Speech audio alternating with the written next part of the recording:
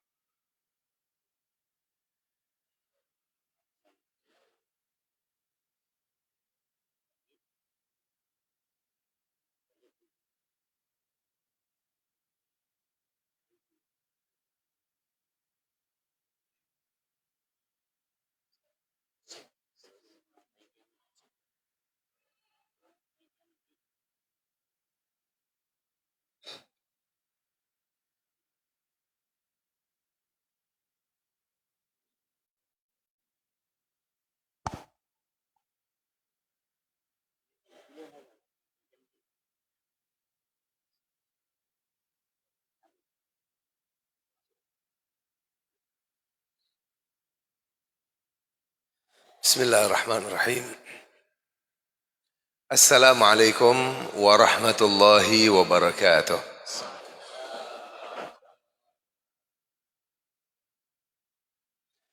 Alhamdulillah wassalatu wassalamu ala Rasulillah wa ala alihi wa sahbihi wa mawalah wa la hawla wa la quwwata illa billah. Qala Allah Ta'ala fi kitabihil karim wa huwa asdaqul qailin. Ya ayyuhalladzina amanu ittaqu masjid. Walid Lego, panitia masjid, seluruh jamaah, hadirin wa hadirat yang dimuliakan Allah Subhanahu wa ta'ala. Pada kesempatan yang berbahagia ini, kita sama-sama hadir di tempat kita di sini. Bersama saya ada seorang ulama asal Palestina yang bernama Fadilatul Syekh Dr. Ahid Abu Al-Atta. Beliau adalah sebagai seorang ulama, anggota daripada Ikatan Ulama Palestina di luar negeri, dan sekarang memegang salah satu lembaga yayasan tentang persahabatan dan peradaban Palestina yang ada di Indonesia. Dan hari ini insyaallah ta'ala kita akan mendengar langsung apa yang akan beliau sampaikan nanti, supaya kita bisa lebih faham tentang hak-hak kita sebagai muslim dan kewajiban kita sebagai muslim. Jadi ada hak, ada kewajiban. Kewajiban kita terhadap Palestina itu kewajiban bukan hanya kasihan sama orang Islam, bukan. Kita ada kewajiban lain lagi, wajib membela Masjid Al-Aqsa.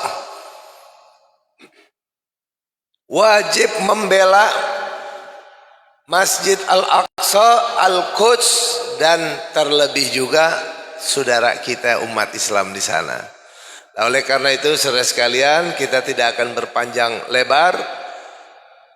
Alhamdulillah saya mau menyampaikan bahwa semenjak meletusnya perang pada tanggal 7 Oktober, perang itu para mujahidin menyebutnya dengan nama Tufanul Aqsa. Tufan artinya badai, badai Aqsa. Kenapa mereka sebut nama perangnya badai Aqsa? Karena pada waktu itu saat sekarang ini Zionis Yahudi sudah merencanakan akan membangun kuil di dalam Masjid Al-Aqsa. Tadinya udah cukup lama, 2013 rencananya mereka mau bangun, masih gagal. Tapi sekarang udah semakin kuat, semakin merasa diri sudah menguasai kawasan Timur Tengah, udah merasa dia kuasai, sehingga dia sudah mau laksanakan sebentar lagi. Makanya Hamas lakukan serangan habis-habisan dengan nama Tufanul Aqsa, badai Aqsa. Artinya jangan ganggu gugat Masjidil Aqsa, jangan mendekati Masjidil Aqsa. Masjidil Aqsa adalah benang merah di antara kita. Nah, untuk itu yang pertama. Selain nanti kewajiban kita yang lainnya, kita dengarkan langsung ya Fadilatul Syekh Dr. Ahid Abul Ata fa'alaihi falyatafaddal mashkura. Saya bantu terjemah. Fadal. Bismillahirrahmanirrahim. Alhamdulillah wassalatu wassalamu ala Rasulillah Sayyidina Muhammad wa ala alihi wa sahbihi wa sallim tasliman kathira. ثم أما بعد أيها الإخوة والأخوات الكرام والكريمات أحييكم جميعا بتحية الإسلام فالسلام عليكم ورحمة الله وبركاته. Waalaikumsalam warahmatullahi wabarakatuh. Yang pertama, beliau memuji Allah Subhanahu wa taala dan bersalawat kepada Nabi Muhammad sallallahu alaihi wasallam. Yang kedua, beliau menyampaikan tahiyat penghormatan kepada kita dengan assalamualaikum warahmatullahi wabarakatuh. Saya Ahid Abul Ata. Saya asli dari Palestina. Saya asli dari Gaza. Selamat datang hadirin dan hadirat. Selamat datang Syekhuna Ahmad Sabri wa Syekhuna wa alimuna. Selamat datang al-ulama mutaqaddimin dan mutaakhirin. فأهلا وسهلا بكم جزاكم الله خيرا وأنا سعيد اليوم بحضوري معكم في Aceh. Beliau yang pertama mengucapkan penghormatannya kepada kita semua hadir kumpul bersama-sama di tempat ini, dan beliau menyatakan sangat senang dan bahagia bisa berjumpa dengan kita semua di tempat ini. Beliau hadir di Aceh hari ini bisa sampai di Perlak. Dan ini merupakan satu penghormatan bagi beliau. Beliau tadi pembukaannya pakai bahasa Indonesia. Memang udah lama juga, sedikit-sedikit di Malaysia sudah bisa. Di Malaysia, di Indonesia sudah sedikit-sedikit sudah mulai faham. Fadal. إخواني الكرام، حقيقة وأنا اليوم أجلس هنا وآتي لزيارة أتشيه كأنني أشعر أنني أجلس في فلسطين. Allahu Akbar. Beliau mengatakan, saya ketika datang di Aceh, berjumpa dengan orang-orang di Aceh, saya merasa seakan-akan saya berada di Palestina. هناك مواصفات مشتركة كثيرة بيننا وبينكم في فلسطين، في العلماء، في الجهاد في سبيل الله سبحانه وتعالى، في الإصرار على الحق والثبات. Ya, beliau melihat banyaknya persamaan antara Palestina dengan Aceh nih. Ya. Ketika jumpa dengan orang-orangnya, nah yang pertama adanya sifat-sifat yang mirip, yaitu apa? Yang pertama, orang-orang Palestina ini cinta dengan ulama, cinta dengan ilmu, sehingga hubungannya sangat erat dengan para ulama. Yang kedua adalah tentang jihad. Palestina juga negeri jihad, Aceh juga demikian, sehingga semangatnya orang-orang Aceh, ya, beraninya orang Aceh dalam jihad, darahnya sama seperti orang Palestina, semangat. Yang ketiga, selalu menegakkan kebenaran, kalimatul haq, yang benar dia tegakkan. Itu yang saya rasakan, kata beliau, ketika saya berada di Aceh. فقد حافظتم أنتم وعلماؤكم ومجاهدوكم على استقلال أندونيسيا، وجاهدتم حتى انتهى آخر جندي من الاحتلال ولم يهدأ لكم بال حتى طردتم الاحتلال عن أندونيسيا. Ya. Orang-orang Aceh berjihad, berjuang melawan penjajah-penjajah sampai akhirnya Indonesia mendapatkan kemerdekaannya. Bangsa Aceh ini luar biasa, bangsa yang tidak pernah mengalah, tidak pernah menyerah dengan penjajah sampai akhir, sampai terus-menerus berjuang, tidak akan pernah menyerah dengan penjajah. Itu juga orang Palestina seperti itu, tidak akan menyerah, tidak akan menyerahkan tanahnya kepada penjajah. فكيف لي ألا أكون سعيدا أيضا وأنا أجلس في المنطقة التي كان لها السبب بعد الله سبحانه وتعالى في انتشار الإسلام في كل أندونيسيا، أكبر دولة إسلامية في العالم الإسلامي. Beliau juga sangat bangga dan kagum bisa sampai di tempat ini di Perlak. Saat ini beliau sampai di tempat yang bersejarah untuk penyebaran Islam yang akhirnya menjadi Islam yang terbesar di seluruh dunia, yaitu dari Indonesia, berasal juga dari Perlak ini. Awal mula penyebaran justru berasal dari Perlak ini. فقد قال النبي صلى الله عليه وسلم لئن يهدي الله بك رجلا واحدا خير لك من حمر النعم. وأنا أقول اليوم هذا الإسلام إن شاء الله كله في ميزان حسنات علمائكم وأتباعكم وأنتم، فلكم الأجر إلى يوم الدين في إسلام هذا البلد المبارك.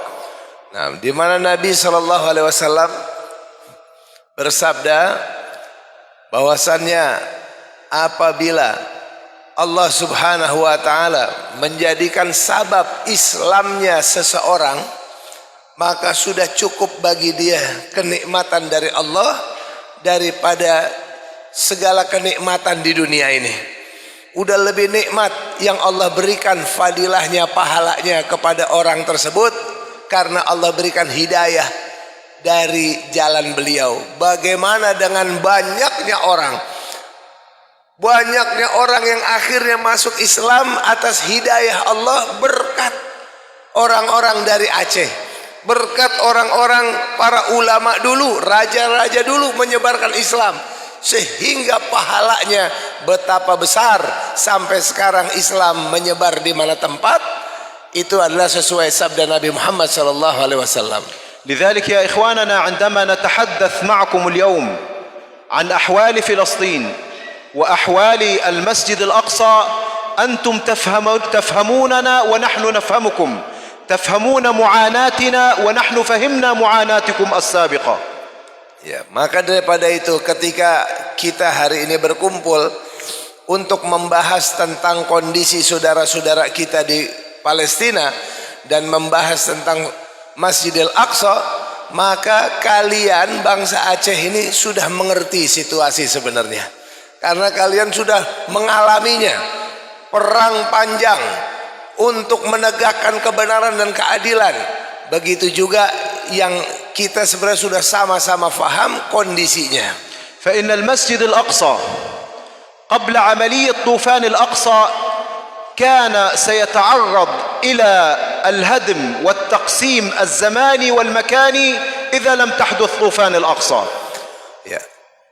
Masjidil Aqsa sebelum terjadi perang Tufanul Aqsa itu, sesungguhnya dia sudah berada di dalam program Yahudi, yaitu untuk penghancuran Masjidil Aqsa dan membangun rumah ibadah orang Yahudi di dalamnya. Kemudian Masjidil Aqsa mau dibagi tiga, dibagi dari segi tempat, Yahudi ambil dari situ, kemudian dari segi waktu juga diambil. Jadi ada waktu untuk orang Yahudi, ada waktu untuk orang Islam, ada waktu untuk orang Nasrani, seperti itu. Dia bagi-bagi seperti itu. Dia merasa ini milik mereka juga, mereka mau ambil. وإن الاحتلال الإسرائيلي قبل عملية طوفان الأقصى كان يمنع أهلنا في فلسطين من الدخول إلى المسجد الأقصى، فكان الذي عمره لا يصل إلى 70 عام. Sebelumnya rezim Zionis itu melarang orang-orang Palestina untuk masuk ke Masjidil Aqsa, kecuali hanya orang-orang sepuh di atas 70 tahun di hari raya, pokoknya yang sifatnya dari ajaran Talmud mereka dilaksanakan di dalam Masjidil Aqsa. Ini menandakan bahwa sudah dekat waktunya untuk pelaksanaan pembangunan namanya Kuil Solomon, Kuil Sulaiman yang dia mau bangun di dalamnya. لذلك أراد المجاهدون والقسام أن يوقف الهجمات والتغول على المسجد الأقصى. الإخوة المجاهدون مرغوا أنف الاحتلال الإسرائيلي في التراب. هذا الاحتلال الذي دنس المسجد الأقصى، هذا الاحتلال الذي قتل نساؤنا وأطفالنا في المسجد الأقصى، هذا الاحتلال الذي حاصر قطاع غزة لمدة 16 عاما، المجاهدون مرغوا أنفه في التراب. Serangan daripada saudara-saudara kita mujahidin dari Izzuddin Al-Qassam betul-betul menjadikan Israel itu betul-betul mukanya ada di tanah. Mukanya ada di tanah, nempel di tanah. Sebelumnya mereka biasa melakukan penghinaan terhadap agama, penghinaan terhadap saudara-saudara kita orang-orang Islam, menghina dan menodai Masjid Al-Aqsa. Bahkan mereka juga melakukan hisar, blokade. Blokade tuh pakai tembok. Gaza itu diblokade, tembok 10 meter ke atas, satu kotak di tembok, belakangnya laut. Laut juga dibatasi, nggak boleh ada orang lebih daripada berapa jauhnya gitu. Kalau lewat lebih jauh ditembak. Jadilah kota Gaza seperti penjara raksasa di dunia, dan itu sudah berjalan 16 tahun. Itu penjajah Israel, itu yang dia lakukan. هذا الاحتلال الذي كان يصور لنا نفسه أنه أقوى جيش في المنطقة بعتاده وسلاحه وقوة طائراته ودباباته، إلا أن الله سبحانه وتعالى جعل ذل هذا الاحتلال على أيدي المجاهدين الذين يتعرضون إلى الحصار وصنعوا أسلحتهم بأيديهم رغم وجود الحصار في قطاع غزة. Saudara sekalian, bayangkan Zionis Israel yang tadinya mereka itu dikenal sebagai tentara atau militer terkuat di dunia, khususnya di wilayah Timur Tengah. Paling kuat tuh Israel, senjatanya paling kuat, alat-alat peperangannya paling hebat. Ternyata dengan semangat yang kuat dari para mujahidin, mereka di dalam blokade, justru mereka membuat sendiri senjata-senjata mereka. Mereka buat sendiri bagaimana persiapan-persiapan untuk melawan penjajah. وإن هؤلاء المجاهدين استطاعوا بحمد الله أن يصنعوا أسلحتهم وأن يتغلبوا على هذا المحتل الغاصب وأن يتفوقوا عليه بعتاده الذي لا يقارن. سلاحهم حقيقة أقوى من سلاحنا، لكن بإيمان المجاهدين وتمسكهم بعقيدتهم استطاعوا أن يتغلبوا عليه. Jadi kita bisa lihat bagaimana akhirnya para mujahidin Allah buka jalannya untuk membuat sendiri senjata-senjata mereka. Ini berarti senjata produksi lokal. Begitu, tapi dia mampu untuk mengalahi daripada penjajah Israel yang senjatanya begitu canggih. Padahal senjata mereka super canggih, akan tetapi dengan kekuatan iman para mujahidin, kekuatan iman masyarakat Palestina, senjata-senjata yang mereka miliki ala kadarnya, justru itu bisa mengalahkan Israel. وإننا نتعلم أيها الإخوة من طوفان الأقصى ومن خلال فعل المجاهدين أن هذا الاحتلال ضعيف جدا. لو توحدت الأمة الإسلامية والأمة العربية لمواجهة هذا المحتل فإنه والله لن يصمد ساعة واحدة أمام المجاهدين في فلسطين. Ya. Dari sini kita bisa lihat ternyata tentara-tentara Israel itu sangat lemah. Sangat lemah, sangat enggak punya sifat-sifat patriotisme seperti layaknya seorang militer. Seperti misalnya dia pakai pampers. Hanya ada di dunia ini tentara pakai pampers. Jadi kemudian mental mereka rusak, takut. Bayangkan, andaikan umat ini semua berkumpul bersatu lawan ini yang namanya Israel, mujahidin bersatu semua, nggak sampai 1 jam mereka udah selesai, saudara sekalian. Nggak sampai 1 jam selesai sudah. Wa innal mujahidin hatta al'an yuqatilun ala madar 80 yawm. Wa aqul lakum ya ikhwa, al-mujahidin al'an fi Gaza la yuqatilun faqat Israel. وإنما يقاتلون أمريكا ويقاتلون بريطانيا ويقاتلون فرنسا ويقاتلون أوروبا، كلهم يدعمون الاحتلال الإسرائيلي بالسلاح والمال، ولكن الله سبحانه وتعالى جعل الجهاد والمجاهدين متفوقين عليهم، وما زال المجاهدون حتى اليوم يضربون الصواريخ على تل أبيب ويضربون دباباتهم ويقتلون في جنودهم في كل لحظة.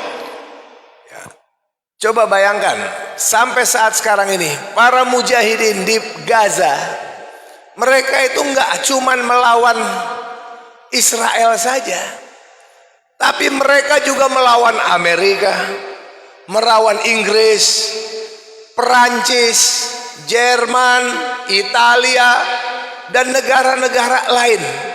Eropa rame-rame bersatu membantu Israel, kirim senjata, kirim pasukan untuk melawan Gaza sendirian. Satu kota kecil Gaza, tapi dengan fadilah dari Allah Subhanahu wa taala, Allah memberikan kekuatan kepada para mujahidin, sampai para mujahidin yang ala kadarnya tadi mampu menguasai lapangan, dan sampai sekarang tidak bisa dikalahkan. Bahkan mereka yang kalah, mereka sekarang cari cara untuk bisa gencatan senjata. Hamas belum mau gencatan senjata, artinya mereka kalah. وبسبب الهزيمة الذي تعرض إليها الاحتلال الإسرائيلي من يوم 7 أكتوبر، بدأ الاحتلال الإسرائيلي بحربه على الأطفال والنساء والبيوت والمستشفيات، فلم يستطع أن يقود حربا على المجاهدين بحمد الله. Sejak tanggal 7 Oktober perang dimulai, sekarang udah 80 hari Pak, 80 hari peperangan. Sampai saat sekarang ini Israel tidak mampu untuk melawan Hamas, melawan Al-Qassam yang menyerang mereka kan Al-Qassam. Sampai sekarang nggak mampu, udah 80 hari, hampir 3 bulan ini. Yang bisa dia lakukan membunuh anak-anak, membunuh perempuan, membunuh orang-orang tua, orang-orang lemah yang tidak bersenjata, tembok-tembok, menghancurkan rumah-rumah. Tapi mereka nggak dapat bagaimana para mujahidin bisa mereka serang. Mereka bisa serang rumah sakit, madrasah-madrasah, masjid-masjid. Hanya itu yang bisa mereka lakukan. لذلك بدأ الاحتلال الإسرائيلي بسبب هزيمته بقتل النساء والأطفال، وبلغ حتى الآن عدد الشهداء في قطاع غزة ما يزيد عن 21,000 شهيد. Jadi sampai hari ini serangan yang dilakukan oleh Israel kepada penduduk Gaza sudah memakan korban meninggal dunia 21.000 orang yang mati, mayoritas anak-anak dan perempuan. ومن هؤلاء الشهداء ما يزيد عن 8,000 شهيد هم من الأطفال.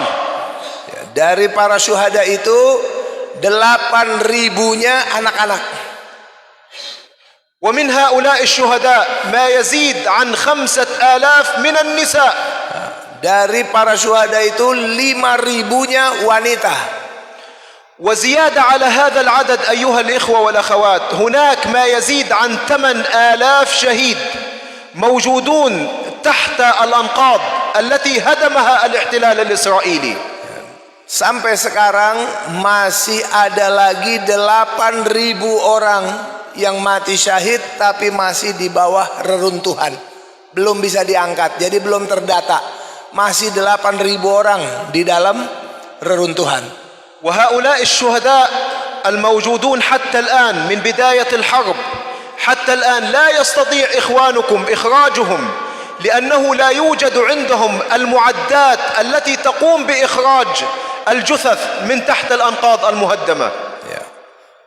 Mayat-mayat yang masih banyak ada di bawah reruntuhan itu saudara-saudara kita nggak mampu untuk mengeluarkannya karena nggak punya alat berat untuk mengangkat reruntuhan puing-puing, sehingga mereka sangat lama sekali manual baru bisa diangkat ya kawan. تقول أحد النساء استشهد من عائلتها ما يزيد عن 30 رجل وامرأة.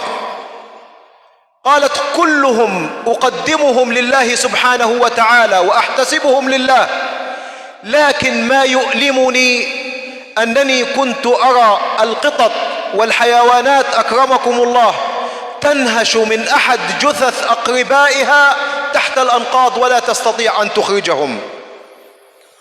Seorang wanita di Gaza telah syahid keluarganya lebih dari 30 orang. Beliau katakan, saya sudah rela, saya sudah mengikhlaskan dan merelakan semua keluarga saya untuk mati di jalan Allah Subhanahu wa taala, untuk syahid di jalan Allah taala. Tapi yang buat saya sedih sekarang adanya peliharaan kerabatnya itu, yaitu kucing peliharaannya masih ada di dalam reruntuhan. Dia sedih nggak bisa mengeluarkannya. Nah. وسأقول لكم يا إخوة وأخواتي الكرام بعض الحقائق التي كانت في هذه الحرب المجنونة حتى تتعرفوا على حقيقة إجرام هذا المحتل، لأنه كان ينادي في السابق بعض الدول أنهم يريدون أن يعملوا التطبيع مع الاحتلال الإسرائيلي، أن يعملوا السلام مع الاحتلال الإسرائيلي. في هذه الحرب مارس الاحتلال الإسرائيلي أبشع جرائم الإجرام بحق الشعب الفلسطيني وسأذكر لكم بعضها الآن. Dari peperangan yang sekarang terjadi ini bisa disaksikan oleh kita seluruh dunia.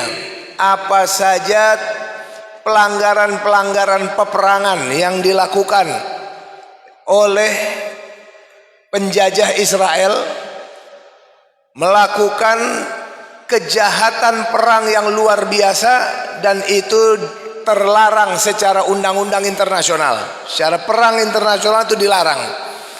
Dan ini juga jadi pelajaran bagi negara-negara yang ingin berdamai dengan Israel atau membuka hubungan dengan Israel. Namanya mutabbi'in. Mutabbi'in ini negara-negara yang ingin melakukan normalisasi hubungan dengan Israel. Jadi nggak apa-apa deh kita berhubungan dengan Israel, tinggal bareng-bareng. Ada orang Arab, ada orang Yahudi. Ini kita lihat kejahatan yang mereka lakukan terhadap bangsa Palestina. Itu kalau kita berhubungan damai dengan dia kayak apa modelnya? Penjahat kita ajak damai. كان الاحتلال الإسرائيلي في هذه الحرب وما زال يجد بعض الناس أمام دباباته ويقوم بالصعود بدباباته على الأحياء ويقتلهم عندما تصعد الدبابة على جثثه. Ya. Yang pertama kita lihat bagaimana kejahatan mereka. Mereka itu melakukan dari tank-tank mereka itu menggilas dan melindas orang-orang hidup. Orang-orang hidup dan membunuhnya dengan cara melindas-lindas orang-orang hidup. عندما اعتقل الاحتلال الإسرائيلي مجموعة من النساء والأطفال والرجال حفر لهم حفرة ووضعهم في هذه الحفرة وأهال عليهم التراب وهم أحياء. Yang kedua, orang Yahudi membuat lubang lalu dikumpulkan orang-orang tawanannya, laki-laki, perempuan-perempuan, anak-anak dikumpulkan dalam lubang tersebut lalu mereka dikubur hidup-hidup.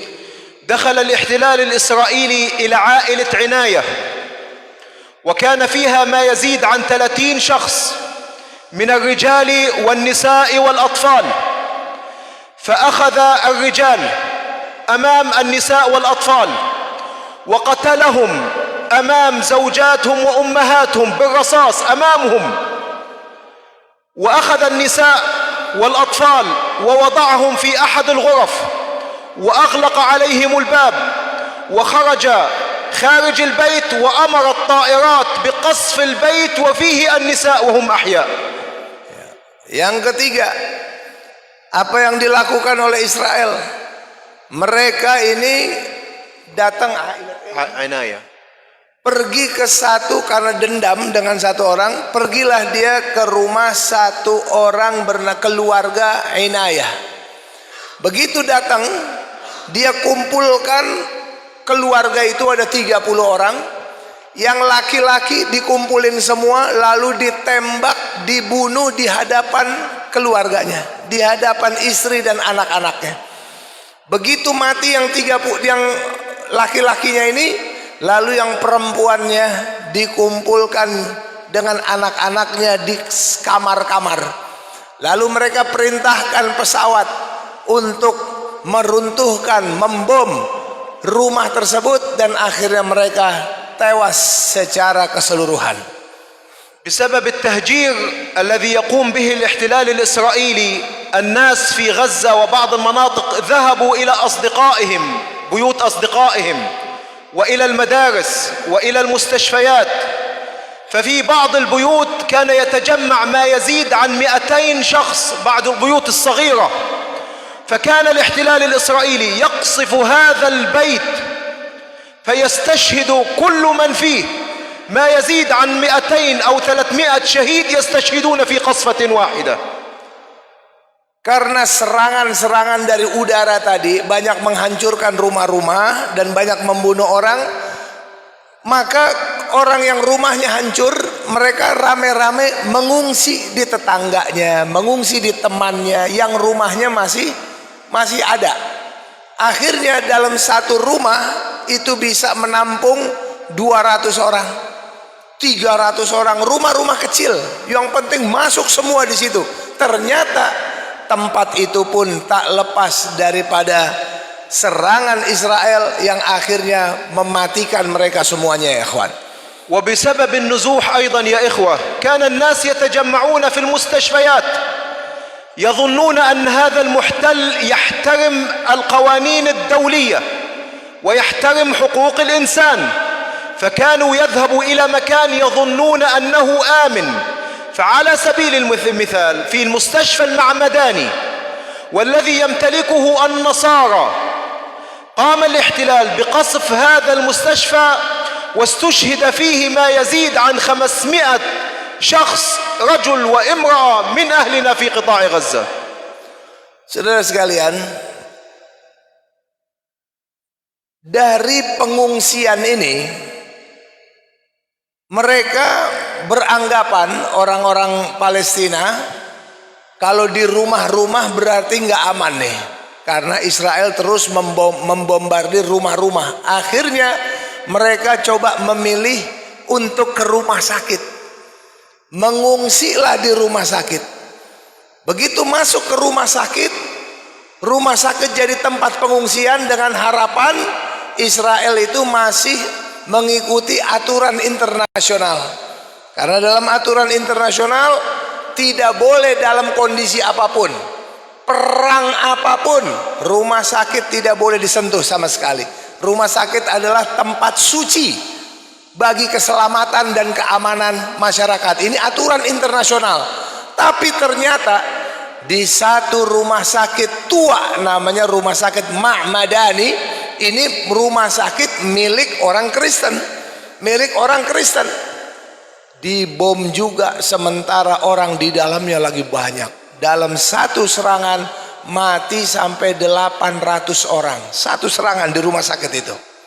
وما حدث للمستشفى المعمداني حدث أيضا للمستشفى الأندونوسي، فقام الاحتلال الإسرائيلي بقصفه، وقام الاحتلال الإسرائيلي باقتحامه والدخول فيه وإخراج المرضى وإعدام عدد كبير من المرضى داخل المستشفى الأندونوسي. Tidak luput juga daripada yang dialami rumah sakit Indonesia.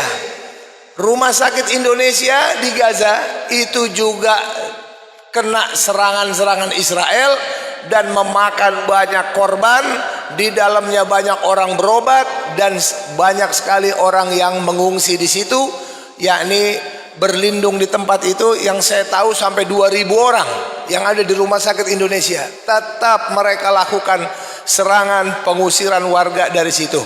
وزاد الاحتلال في إجرامه ومنع دخول الأدوية الصحية للمستشفيات، فلا يوجد الآن علاج طبيعي داخل المستشفيات في قطاع غزة، حتى أن الأطباء إذا أرادوا أن يجروا بعض العمليات الجراحية يجرون هذه العملية بدون مسكن الألم، فيقطعون اليد ويحفرون اليد بدون أن يضعوا مسكنا للآلام لهؤلاء المرضى والجرحى.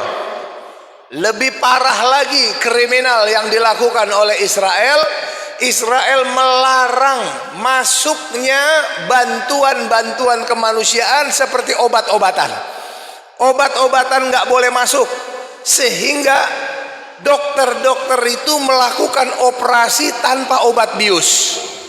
Akhirnya mereka yang mesti dipotong, yang harus diamputasi tanpa obat bius. La haula wala quwata illa billah. Akibatnya betul-betul penyiksaan yang luar biasa di hadapan kita semua. وكذلك يا إخوة الاحتلال الإسرائيلي من بداية هذه الحرب منع دخول الماء والغذاء لإخواننا في قطاع غزة. أنا شخصيا كلمت أحد أقاربي في أثناء الهدنة، قال لي لا نستطيع أن نوفر وجبة واحدة في كل يوم، والآن سنبدأ بأكل أوراق الشجر لأننا لا نجد ما نأكله، لكننا سنبقى صامدون بإذن الله تعالى من أجل المسجد الأقصى. Allahu Akbar. Beliau menceritakan ketika terjadi masa gencatan senjata beberapa waktu yang lalu, beliau sempat telepon dengan salah satu saudaranya yang ada di Gaza. Lalu beliau katakan, bagaimana kondisinya? Karena Israel ini melarang masuk makanan dan minuman, sehingga orang-orang di Gaza ini susah mendapatkan makan. Tidak bisa mereka itu makan satu hari seperti normal orang makan 3 kali sehari apa 2 kali, itu nggak bisa. Dan sekarang dia katakan kita mulai makan pakai daun-daunan, cari daun-daun makan untuk memenuhi perutnya karena lapar yang luar biasa, nggak ada makanan, sehingga mulai makan daun-daunan. هو الشخص نفسه قال لي أنا خسرت من وزني 35 كيلو Allahu Akbar. لأنه لم يجد الطعام والشراب في كل يوم. Saudaranya mengatakan, saya sekarang sudah berat badannya turun sampai 35 kilo. Semenjak ini perang, 35 kilo berat badannya menyusut karena sulitnya dapat makanan. لكن أنا أقول لكم يا إخوة وأبشركم، رغم كل هذه المعاناة، رغم كل هذا الظلم الذي يتعرض له أهلكم وإخوانكم في غزة، إلا أننا نجد الأم عندما تفقد زوجها وعندما تفقد ابنها وبنتها وأولادها، وقد يصل عدد من تفقده ما يزيد عن 40 شهيد، تقول أننا سنبقى صامدون وسننجب الأبناء الذين يحررون المسجد الأقصى المبارك. Allahu Akbar. Sedemikian pun kondisinya, separah apapun yang dialami oleh orang-orang Gaza, tapi beliau mengatakan inilah yang terjadi. Perempuan-perempuan di Gaza itu walaupun ditinggal mati suaminya atau anak-anaknya ada yang mati, dia tetap mengatakan, saya tetap tidak akan pindah dari tempat ini, saya tidak akan tinggalkan negeri ini, kita tetap bertahan di tempat ini, dan saya tetap akan melahirkan anak-anak yang akan mencintai dan membebaskan Masjid Al-Aqsa Al-Mubarak. Takbir, الله أكبر.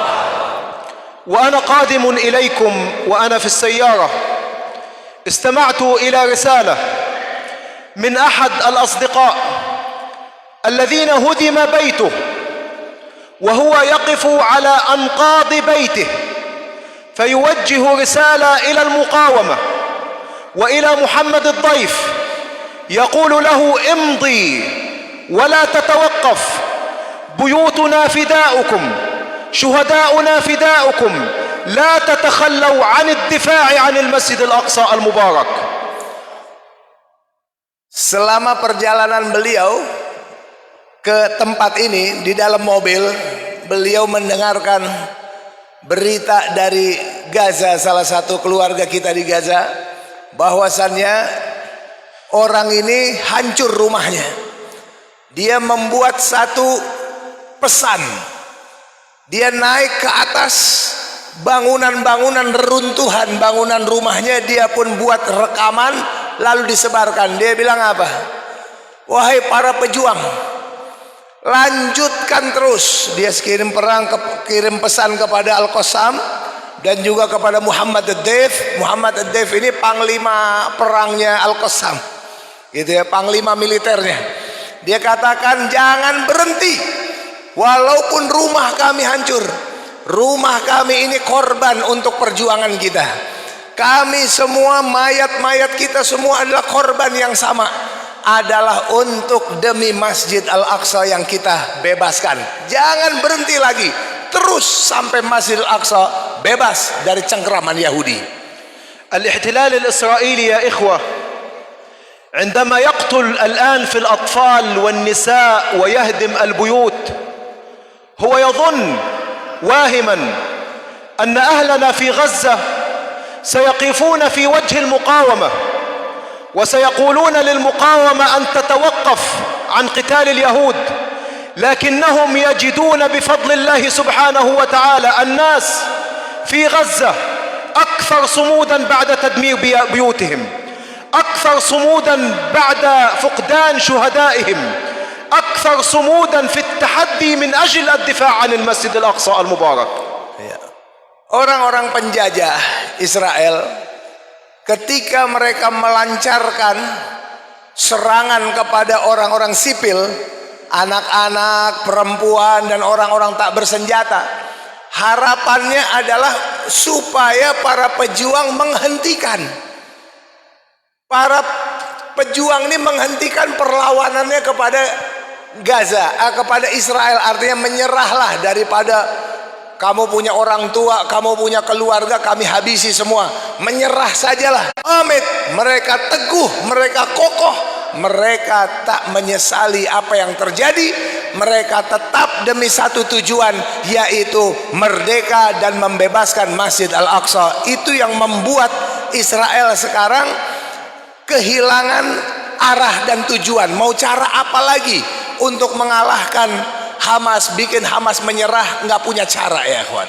لذلك يا إخوة يصدق في أهلنا في غزة قول الله سبحانه وتعالى ولا تهنوا ولا تحزنوا وأنتم الأعلون إن كنتم مؤمنين فهم الأعلون بإذن الله سبحانه وتعالى. Mereka adalah orang-orang yang percis seperti yang Allah Subhanahu wa taala katakan dalam Al-Qur'anul Karim. Janganlah kalian bersedih, janganlah kalian cemas. Antumul a'laun, kalian di atas mereka semua apabila kalian beriman kepada Allah. Mereka orang-orang Gaza benar-benar seperti itu. Mereka teguh apapun yang mereka hadapi, tidak ada masalah. Yang penting dia tetap mau untuk berkorban demi Palestina, demi Masjidil Aqsa. ويصدق فيهم قوله سبحانه وتعالى إن تكونوا تعلمون فإنهم يعلمون كما تعلمون وترجون من الله ما لا يرجون وإن الله سبحانه وتعالى مرغ أنوف الأعداء في التراب بسبب جهاد أهلنا في فلسطين. Begitu juga yang terjadi dalam firman Allah Subhanahu wa taala, inilah yang berlaku pada saudara-saudara kita di Gaza. Allah berfirman dalam Al-Qur'an bahwasannya in takunu ta'lamun fa innahum ya'lamuna kama ta'lamun wa tarjuna minallah ma la yarjun. Apabila kalian merasakan sakit, Allah katakan mereka juga sakit.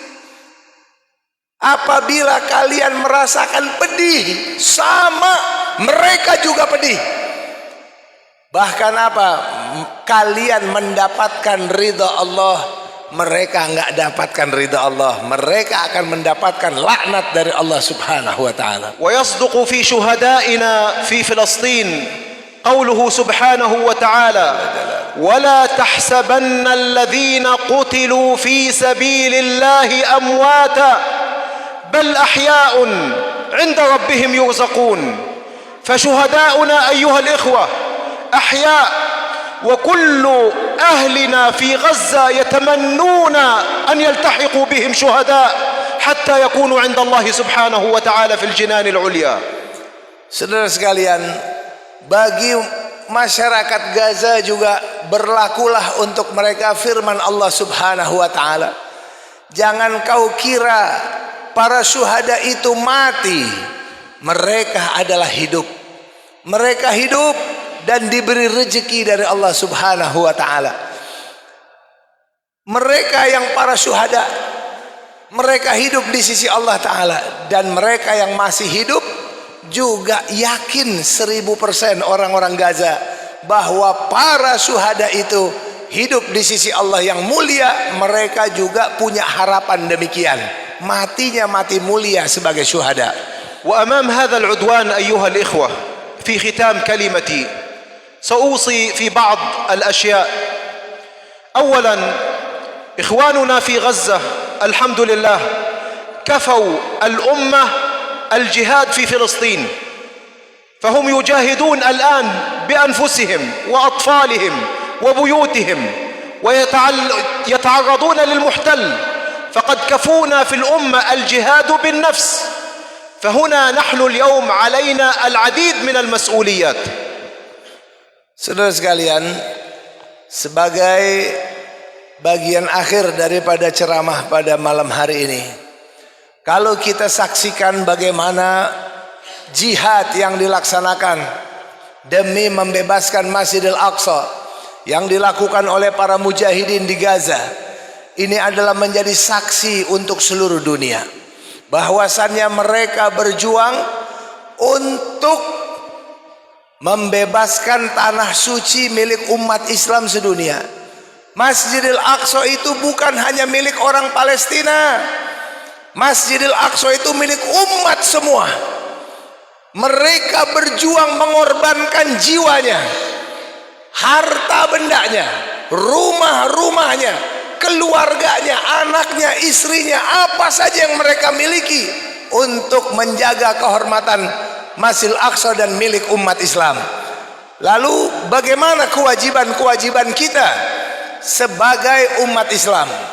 من أجل ذلك أيها الإخوة يجب أن لا ننسى إخواننا في الليل والنهار، رجالا ونساء، أطفالا وشبابا، بالدعاء إليهم أن يثبتهم الله سبحانه وتعالى في جهادهم، وأن يزيل الظلم عنهم وعن أطفالهم، لعل الله سبحانه وتعالى يخرج دعوة من رجل أو امرأة من أتشه يستجيب لها ربنا سبحانه وتعالى ويزيل هذا الظلم عن إخواننا وأهلنا ومجاهدينا. Yang pertama, kewajiban kita sangat banyak. Yang pertama, janganlah kita lupakan baik siang maupun malam saudara-saudara kita di Gaza, di Palestina. Doakanlah mereka, siang malam doakan. Karena penderitaan mereka ini berjalan terus menerus, nggak kenal lelah. Penderitaan mereka nggak kenal waktu.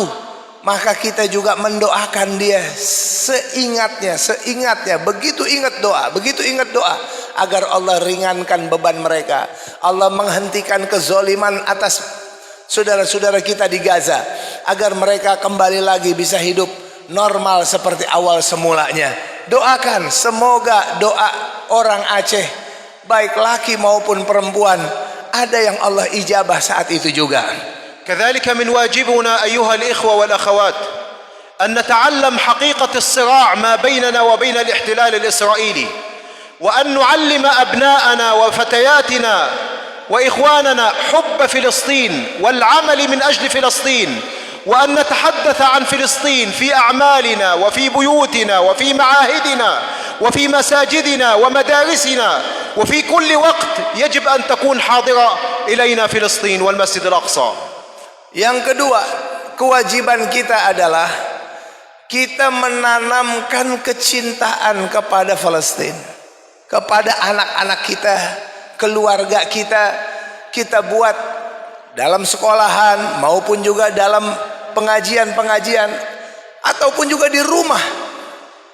Kita ajarkan keluarga kita cinta pada Palestina, cinta pada Masjidil Aqsa. Ajarkan kepada mereka hakikat daripada penjajahan Israel ini apa. Ini perang-perang apa? Perang agama atau perang apaan ini? Kita harus ajarkan kepada mereka bahwa ini adalah perang agama. Karena mereka ingin mencaplok Masjidil Aqsa, maka kewajiban kita sama-sama untuk membela Masjidil Aqsa Al-Mubarak. كذلك يا إخواننا الاحتلال الإسرائيلي يستقوي علينا بما نقوي به شركاته التي تدعمه، فهناك العديد من الشركات الأجنبية والأمريكية تدعم الاحتلال الإسرائيلي، فمن واجبنا حتى ندافع عن أهلنا وإخواننا أن نقاطع هذه الشركات وأن نتجنب هذه الشركات، وأن ندعم اقتصادنا الذي يقوي بلدنا ويقوي إسلامنا، ولا نقوي أعداؤنا على إخواننا في فلسطين. فيجب علينا جميعا أن نقاطع كل من يدعم الاحتلال الإسرائيلي. Yang ketiga adalah maka kewajiban kita di sini, kita membela saudara-saudara kita dengan cara apa? Jangan membantu Israel memberi keuntungan bagi mereka. Di sana banyak produk-produk yang memberikan keuntungan untuk Israel. Dihasilkan keuntungannya untuk Israel. Produk-produk luar negeri banyak sekali.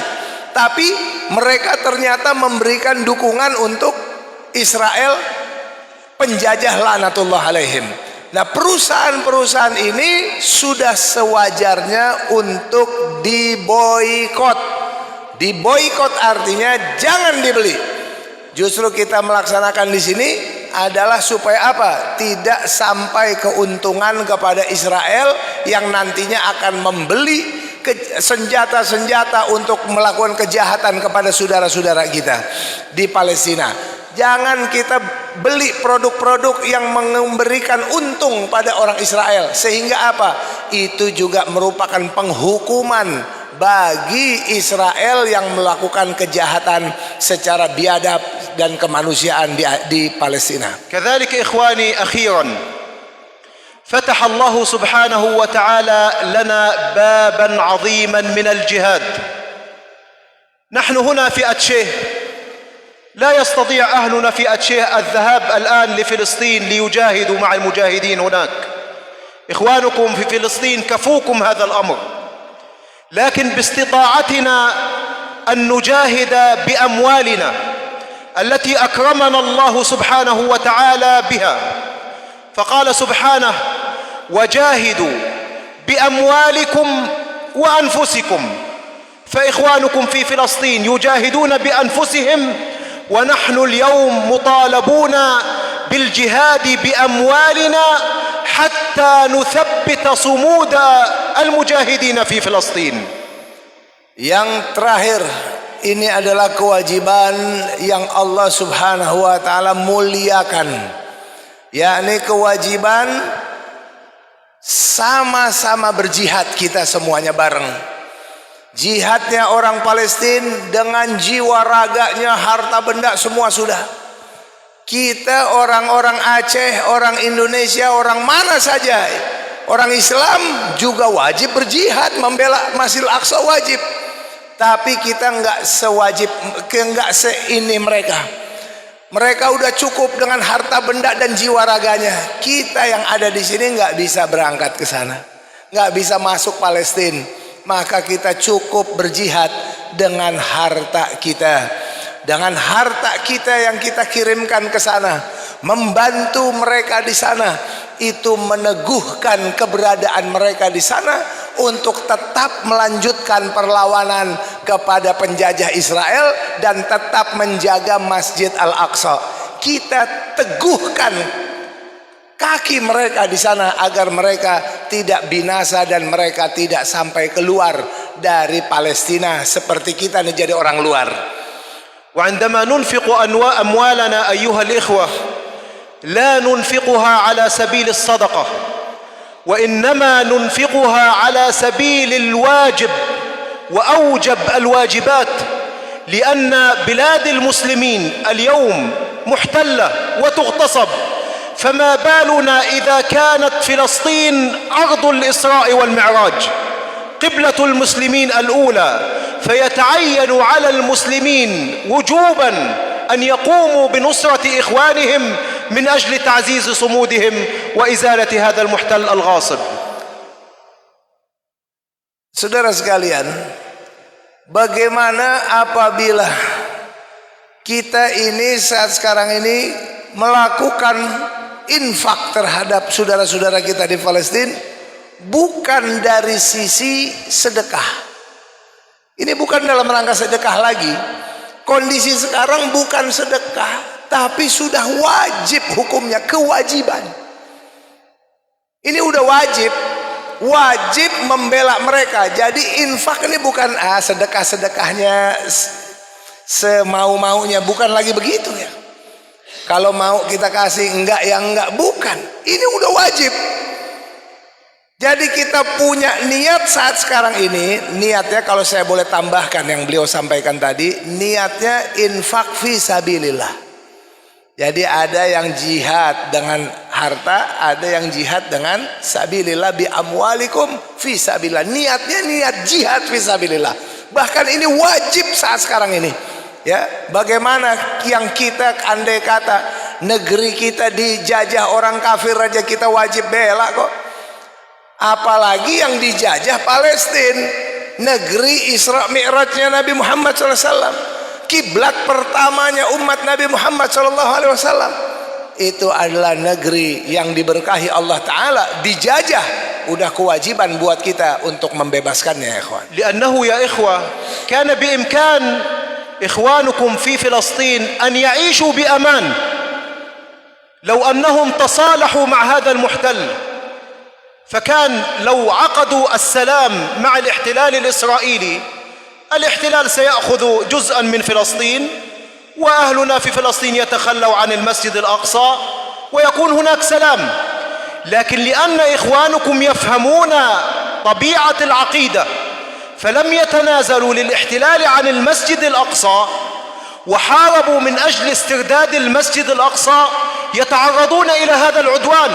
فمن هنا يأتي الواجب علينا لأنهم ينوبون عن الأمة في الدفاع عن المسجد الأقصى. والسلام عليكم ورحمة الله وبركاته. Yang terakhir yang beliau sampaikan adalah saudara-saudara kita di Palestina itu, mereka ini andai kata mereka terima tawaran damai, mereka terima tawaran damai dengan Israel, apa yang terjadi? Saudara-saudara kita di Palestina, mereka ngambil bagian daripada masjid Palestina, separoh-separoh katakan begitu. Kemudian dia bagian dari akidah, mereka juga minta sebagian Masjidil Aqsa. Kira-kira umat Islam kasih atau enggak? Rela enggak masjidnya dipakai buat Yahudi? Rela atau tidak? Enggak akan rela. Tapi kalau mereka menerima perdamaian ini dengan keyakinan mereka juga harus ambil Masjidil Aqsa, maka ini adalah pengkhianatan. Itu tanah Palestina, Masjidil Aqsa, kota Yerusalem, milik kita, milik orang Aceh, milik orang Indonesia, milik orang Jawa, milik orang Amerika yang Islam, itu milik kita semua ya. Nggak boleh kita biarkan itu tempat. Makanya kita wajib di sini membela. Wabil khusus doa, dan tadi apa? Boikot. Kemudian kita juga melaksanakan pendidikan kepada anak-anak kita, terlebih-lebih juga kita infak fi sabilillah. Kalau saya boleh punya usul, niatkan infak fi sabilillah untuk Palestina sehari 1.000. Sehari 1.000 rupiah bagi yang emang ekonominya minim. Kalau yang berarti sebulan 30.000.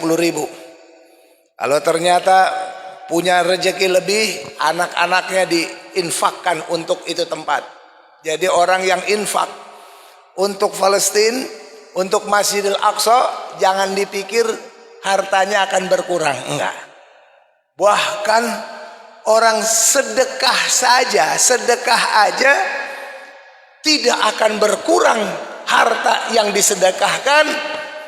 Bal yazdad, yazdad, yazdad. Kata Nabi, bakal bertambah, bertambah dan bertambah.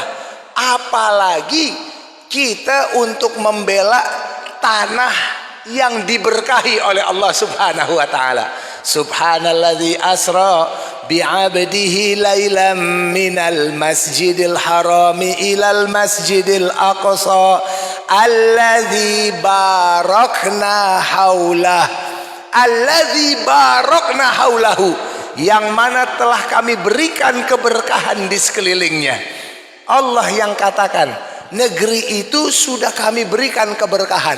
Kita bela, insya Allah pasti Allah berikan keberkahan juga untuk kita semua, anak-anak kita dan semua keluarga kita, selama masih ada iman di hati kita.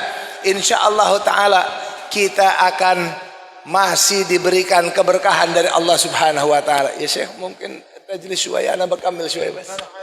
Nah, ada kursi nggak? Kalau ada kursi boleh diambil. Mau nah, boleh terus. أنا بقول خلي ياخذ كرسي. معلش هذا في كرسي. اجلس يا شيخ. أيوة.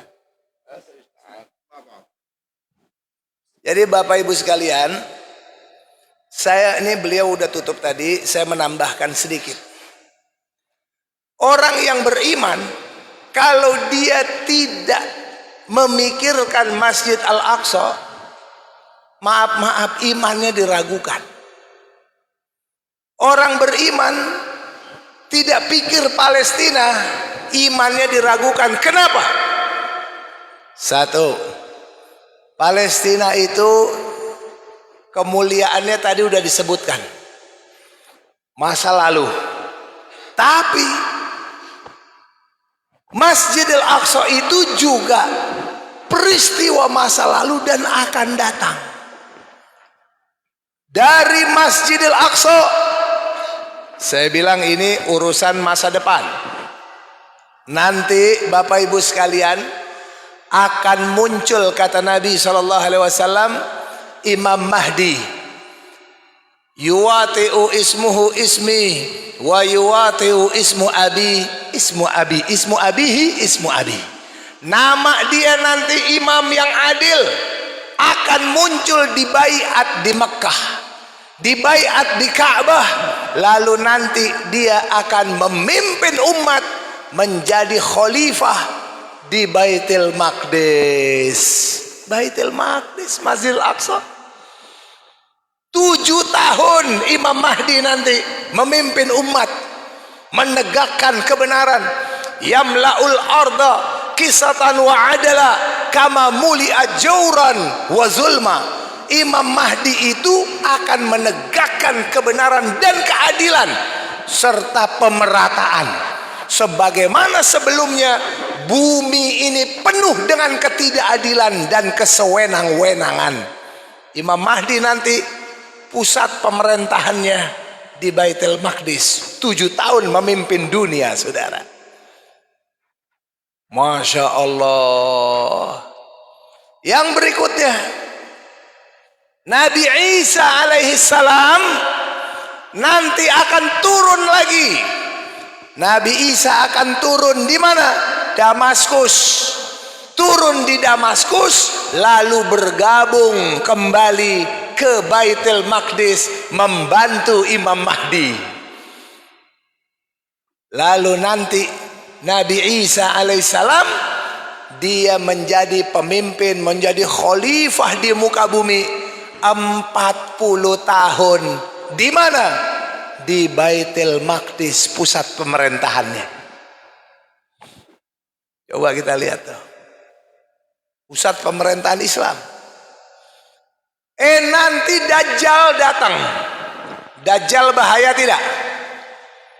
Dajjal tahu ya, Dajjal ya. Dajjal nanti datang dari Iran, bawa pasukan Iran. Orang-orang Yahudi dari Iran. Namanya dalam hadis Nabi dikatakan dari Asfahan. Orang Yahudi 70.000 orang Yahudi menjadi pasukannya Dajjal. Bahayanya bukan main. Dajjal diingatkan oleh Nabi SAW. Tidak ada satupun Nabi kecuali mengingatkan umatnya akan bahayanya Dajjal. Dajjal ini udah kayak Tuhan. Orang ketemu dia nggak kuat iman, bisa kafir. Bahaya betul. Begitu dia buat kekacauan di mana tempat di dunia, lalu dia ingin menguasai Masjidil Aqsa. Dia datang ke Baitul Maqdis dengan pasukannya 70.000 untuk mengambil alih Masjidil Aqsa. Ternyata apa? Sampai di sana dia dibunuh oleh Nabi Isa alaihissalam sebelum dia bisa masuk ke Baitul Maqdis. Alhamdulillah. Dajjal mengerikan seluruh dunia, Pak. Seluruh dunia. Berakhir di Baitul Maqdis, Palestina. Pernah dengar cerita Ya'juj wa Ma'juj? Ya'juj wa Ma'juj di dalam Al-Quran diceritakan oleh seorang, dia sekarang dikurung berkat daripada seorang yang soleh dan orang alim yang pintar, dan dia penguasa. Apa yang terjadi? Ya'juj wa Ma'juj nanti akan terbuka dari kurungannya, akan lepas. Dia keluar. Begitu dia keluar, dia makan pohon enak. Dia makan pohon-pohon. Dia ketemu orang, dia ambil orang. Dia makan orang, ternyata enak bagi dia. dia makanin manusia-manusia. Dia makan apa saja. Bahayanya seluruh dunia, sampai tidak ada lagi orang yang bisa menghentikan kejahatannya. Nggak ada yang mampu kekuatan. Tidak ada kekuatan manapun yang mampu menghentikan Ya'juj wa Ma'juj. Begitu dia sampai di Palestina, Nabi Isa alaihissalam berdoa kepada Allah subhanahu wa ta'ala agar Allah matikan Ya'juj wa Ma'juj. Hanya Allah yang mampu mematikannya. Mereka dimatikan oleh Allah subhanahu wa ta'ala di Palestina. Ini ciri-ciri kiamat besar, itu semua munculnya di sana, Pak. Lalu terakhir ada apa setelah Ya'juj wa Ma'juj? Dicabutnya Al-Quran. Al-Quran diangkat. Sehingga nanti orang-orang Islam, orang-orang beriman cari Al-Quran di mana? Al-Quran nggak ada. Orang mau baca Al-Quran nggak ada. Diangkat Al-Quran. Setelah diangkat, Allah subhanahu wa ta'ala kirim angin, rih. Angin dikirim dari mana? Dari Palestina. Itu angin bertiup, angin sejuk, sebagai penghormatan, ihtiraman lil mu'minin. Angin tersebut kalau kena seseorang beriman langsung mati. Orang beriman mati dengan angin tersebut. Sisalah di dunia ini orang-orang kafir, namanya Luka ibn Luka. Luka ibn Luka artinya orang kafir dan anak-anaknya. Sisa itu di muka bumi, nggak ada lagi yang berzikir kepada Allah subhanahu wa ta'ala. Karena tidak ada lagi yang berzikir kepada Allah. Setelah itu nanti masuk ciri-ciri yang lain. Ada matahari terbit dari barat, terbenamnya di timur. Kemudian yang terakhir, malaikat Israfil Allah kirim ke Baitul Maqdis, tiup trompet sangkakala, menandakan semua makhluk mati. Begitu trompet ditiup trompet sangkakala, semua orang mati ya ikhwan. Begitu semuanya mati, lalu Allah perintahkan malaikatul maut untuk mencabut nyawa para malaikat. Akhirnya malaikat dicabut nyawanya semua oleh malaikatul maut. Sisa malaikatul maut, baru Allah sendirilah yang mencabut ruh malaikatul maut. Sehingga semua terjadi kiamat besar-besaran, habis-habisan, hancur lebur semua, nggak ada lagi makhluk. Lalu Allah bertanya, mana penguasa-penguasa itu? Limanil mulkul yaum? Buat siapa yang berkuasa sekarang? Mana penguasa-penguasa dunia ini? Nggak ada lagi yang jawab. Allah katakan lillahil wahidil qahar. Hanya milik Allah subhanahu wa ta'ala. Itulah Palestina, Pak.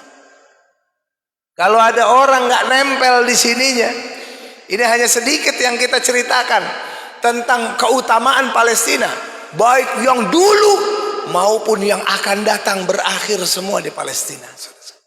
Nah, oleh karena itu, saudara sekalian, wajib keimanan kita cinta kepada Palestina. Wajib kita cinta, karena nanti semua kita bergantung di sana. Bahkan kalau Imam Mahdi sudah datang, apa kata Nabi SAW? Kalau sudah dibaiat di Mekah, fabayi'uhu walau habwan ala thalji. Baiatlah dia walaupun engkau harus berjalan di atas salju. Walaupun nanti musim dingin, nanti bakalan salju tuh di Mekah maupun di semua jazirah Arab akan bersalju. Nabi katakan baiat kalian kepada dia, sumpah setia kepada dia, walaupun harus berjalan merangkak di atas salju. Itu perintah dari Nabi SAW. Nah, jadi dari sini kita harus ingatkan ya. Saya mau nanya ini, orang-orang Islam yang ada di Aceh, siap berjuang atau tidak? Siap bela Palestina? Siap bela Masjidil Aqsa? Takbir! Ya, Jangan ragu-ragu ya ikhwan, jangan ragu-ragu. Kita wajib berjihad selesai urusan. Ya, dan alhamdulillah saya dulu sudah pernah berangkat ke Gaza tahun 2008-2009. Perang yang pertama dulu di sana. Saya berangkat ke sana dan alhamdulillah saya dari Front Pembela Islam sebelum dibubarkan oleh pemerintah Jokowi. Alhamdulillah. Jadi memang mereka dari kecil sampai orang tuanya ceritanya mati. Sedihnya apa? Sedihnya cuma 2 hari. Hari ketiga udah bahagia dia. Sedihnya tuh hanya sedih perpisahan. Selama ini hidup bareng-bareng, tiba-tiba. Dan jangan ragu, insya Allah Ta'ala bantuan Bapak Ibu sekalian sampai ke sana. Saya udah nih semenjak perang kemarin, ini kirim bantuan udah 13 kali Pak. Seminggu sekali buka dapur umum, terus begitu. Buka dapur umum, kirim selimut, siap hari, nyampe, omong kosong itu. Kalau ada ustadz yang mengatakan tidak akan sampai kecuali melalui jalur pemerintah, dusta. Rumah sakit Indonesia juga alhamdulillah Pak. Di dalam rumah sakit Indonesia ada 2 kamar. 2 kamar namanya ruangan bank darah Front Pembela Islam. Karena FPI yang melalui masyarakat nyumbang melalui FPI, kami menyerahkan bantuannya untuk menyempurnakan pembangunan rumah sakit Indonesia di Gaza. Nyampe itu hasil bantuan masyarakat, termasuk masyarakat Aceh. Saya tahu, orang saya terlibat dalam pembangunannya kok. Ya, bukan gitu. Jadi kalau ada yang nakut-nakutin begitu nanti nggak nyampe, dusta, bohong. Ya. Nah, kemudian ini jadi satu gambaran. Nah, gimana kita kalau misalnya nyumbang kumpulin, kemudian apa? Boleh nanti dititip kepada Front Persaudaraan Islam yang ada di sini, kasih. Nanti beliau kirim sampai ke sana, sampai saya katakan sampai. Dan kita nggak akan ambil bantuan untuk gaji. Jadi kami ini nggak digaji, kami tidak digaji. Ya, jadi kami tidak digaji. Nah, itu semuanya untuk Palestina. Bahkan kami ikut nyumbang untuk Palestina seperti itu. Jadi Bapak Ibu yang Allah Subhanahu Wa Taala, saya mau sampaikan di sini, insya Allah Taala Gaza mau nggak mau tetap menang. Tetap menang. Palestina selama masih ada anak perempuan Palestina masih beranak, selama masih ada bayi orang Palestina, selama itu juga perang masih ada, berarti aman kita. Yang perlu kita khawatirkan adalah kita ini kalau ditanya sama Allah, apa yang kamu perbuat terhadap saudaramu ketika mereka membela Masjidil Aqsa, kamu membelanya bagaimana? Kita ini sekarang nih dapat aneka macam rezeki dari Allah Subhanahu Wa Taala. Lalu Masjidil Aqsa dinodai orang, terus kita mau bilang apa sama Allah Taala nantinya? Rumah sucinya Allah.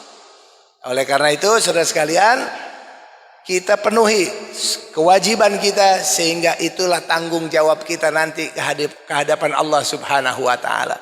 Tanamkan kecintaan anak-anak kita, pasang bendera Palestina, pasang di rumah foto Masjidil Aqsa, jadi anak-anak kita lihat.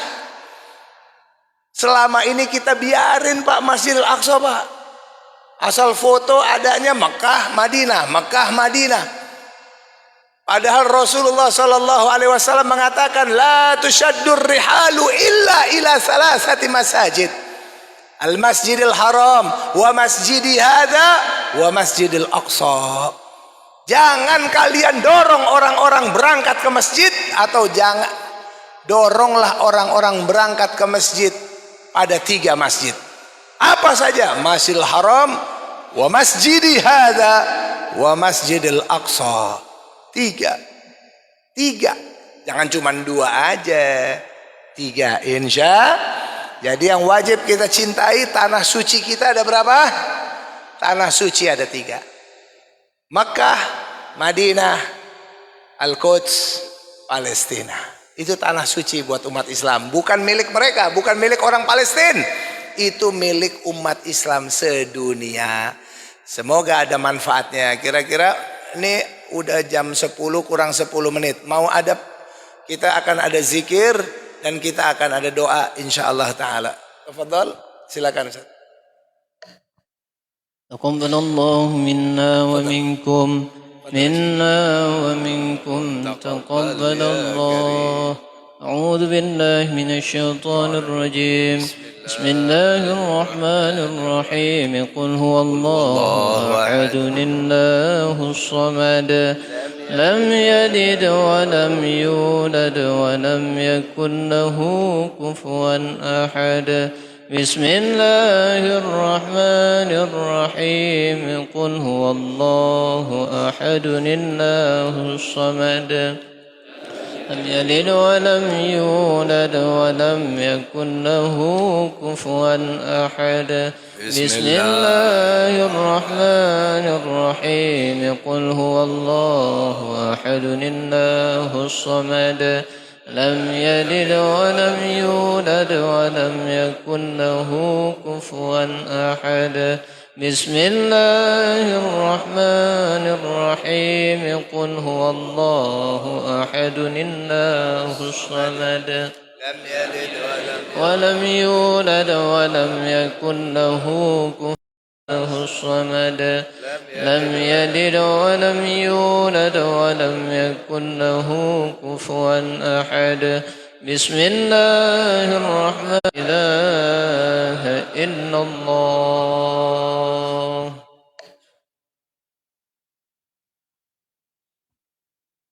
أعوذ بالله من الشيطان الرجيم. بسم الله الرحمن الرحيم. الحمد لله رب العالمين حمدا يوافي نعمه ويكافئ مزيدا. يا ربنا لك الحمد ولك الشكر كما ينبغي لجلال وجهك وعظيم سلطانك. سبحانك لا نحصي ثناء عليك أنت كما أثنيت على نفسك.